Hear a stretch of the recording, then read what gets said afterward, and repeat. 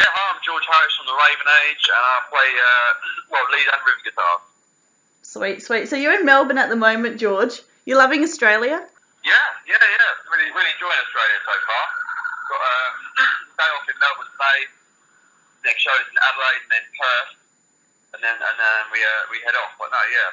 Have you tried? First time gigging around Australia, and it's going really well. Have you tried our Vegemite yet? I haven't, no. Oh, But what? I've got a feeling I won't like it.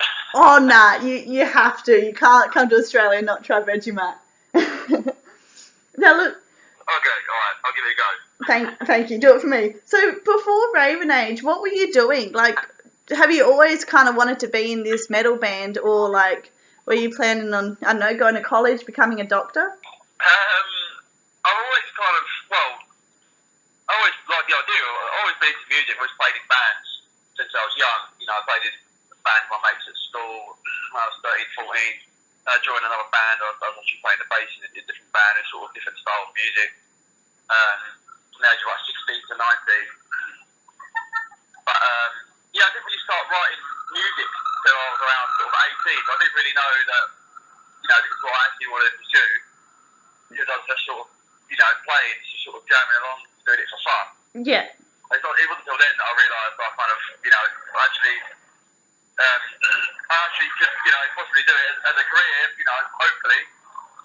Because I actually started writing my own stuff with the other guitar player when I met him, like when I was around sort of 18, 19. Okay. So And sort of went from there, so. sweet. So are they some of the songs that you've like recorded as a band now, or have you still got personal songs that you've written that haven't recorded with Raven Age? No, pretty much. I've only got stuff with the Raven Age at the moment. I've just sort of everything I just put in all my time into writing for the band. We just recorded like a debut album before we came on tour. Yeah. Which we're hoping to release towards the end of the tour or later on this year. So this band's taking up all my time at the moment. Now look, you must be pretty excited at the moment on tour with Iron Maiden with your dad. Are you flying around in Bruce Dickinson's plane? Yeah, we are. Yeah, that's another benefit of the tour. We get to fly around in a Force One. Pretty cool. What really goes on in there? Like, is it a normal plane inside, or like? Kind of. Not really though. It's been sort of kitted out. It's nothing, what people expect. There's no like, I don't know. There's no weird things in there or like, I don't know, arcade games or anything like that. No arcade games. You're missing out. A bit differently. So it's like there's a lot of space. Sweet. So like where we're sitting, like either side.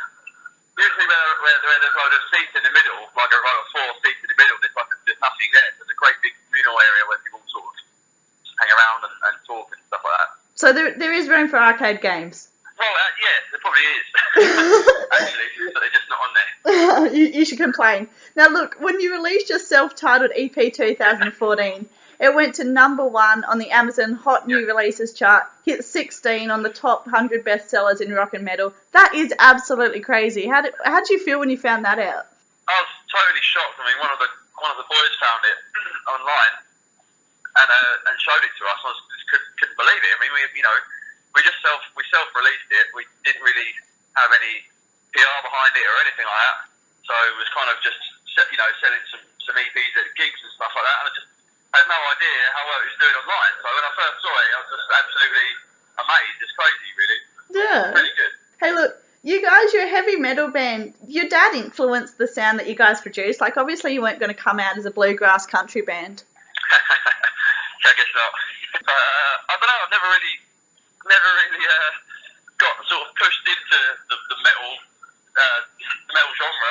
I don't know. I guess you sort of grow up around it and got into bands, who you hang around with when you're younger, and your friends and stuff. I first sort of got into like kind of like I don't know, sort of like punk music, I guess. Yeah. So and then just sort of I kind of got heavier and heavier as I got older. When you were growing up, George, what was like the music scene? So you were in London. Was that the whole punk underground scene? I don't know really. I think I was probably a little bit too young to be involved in the whole like punk underground scene, especially in London. Mind you, I guess the Camden area is probably a good area for that sort of thing. There's so many venues there. There's always such like a buzz around there when you walk around. It's just there's so many gigs going on. Yeah, definitely. So, that's sort of the place where where you go and watch local bands, unless you're going to see to go to see a big band, you go to Brixton Academy or something like that. But it seems really good, I think. So, do it at the moment. As a metal band, you're obviously going to get your fair share of mosh pits. Do you see any really weird shit happen in the mosh pits? Not really, not too weird yet. I mean, I think one of the big surprises for me was playing a gig supporting Tremonti in Copenhagen. Yeah. And I was kind of, head down, sort of headbanging, a really heavy part of the song. I looked up, there's a great big mosh pit going on. Oh, wicked. Oh. And then I noticed that our singer and I have a guitar player in the mosh pit. That was a bit of a shock. Hey, look, now, your metal songs, it's really full on, it's loud, and it kind of sound a bit angry, but just chatting to you, you're a really nice, chill guy. Do you have to be angry and mean to be in a metal band? No, I don't think so at all. A lot of people ask me that. Say, people who don't listen to metal, you listen to stuff like, when you're chilling out and stuff, before you go to sleep, it's like, you don't have to get sort of wired up before you listen to this music. I'm like, no, not at all. I don't know, I guess it's something you get used to, and you just sort of, I don't know, I do get adrenaline from listening to metal music, but I can sort of chill out and listen to it as well. Yeah. Hey, so what, with you guys as a band, what message and image are you aiming to portray and, put out there? In our songs, not really got, a significant message we're trying to, get people to sort of latch onto. We're not trying to sort of, force anyone's opinions or anything like that. It's just, I don't know, lyrically, I think it's quite metaphoric, really, so it's nice. We get a lot of messages, people saying, I've got this from your song, and I think this means this, and this has helped me through this situation and stuff like that. So that's quite cool when you hear back from fans, knowing that your music actually sort of help them out in different situations. Yeah, definitely. But I like to sort of keep it open, really. Yeah. So are you guys constantly writing on the road, or do you leave that to studio time? Yeah, no, we're constantly writing. We've got we've got these tiny little amplifiers taking the dressing room with us, and myself and the other guitar player constantly come up with new bits and bobs. This is the first tour we've really had the luxury of actually having our own dressing rooms all the time and a space to do it. I mean, most of the time we're in the back of a van, and it's a bit more difficult. That's pretty special. Get your own dressing room. Advantage of that at the moment.